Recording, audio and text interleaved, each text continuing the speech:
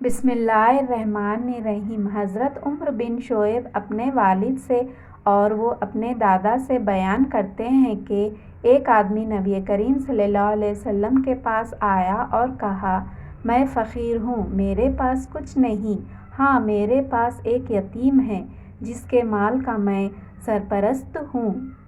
آپ صلی اللہ علیہ وسلم نے فرمایا، تو اپنے یتیم کے مال سے کھا سکتا ہے، لیکن نہ تو فضول خرچی اور اسراف ہو، نہ اس کا مال ضائع کرنے والا اور نہ اس یتیم کے مال سے کوئی جمع پونجی بنانے والا ہو۔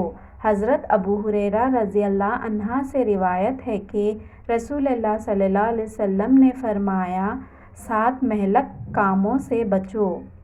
پوچھا گیا، اے اللہ کے رسول وہ کون سے ہیں؟ آپ نے فرمایا، اللہ کے ساتھ شریک ٹھہرانا، جادو کرنا، جس جان کو اللہ تعالیٰ نے محترم بنایا ہے اسے قتل کر ڈالنا سوائے اس کے کہ حق کے ساتھ ہو، سود کھانا، یتیم کا مال کھانا، جنگ کے دن بھاگ جانا اور پاک دامن بھولی بھالی مومن عورتوں پر تہمت لگانا۔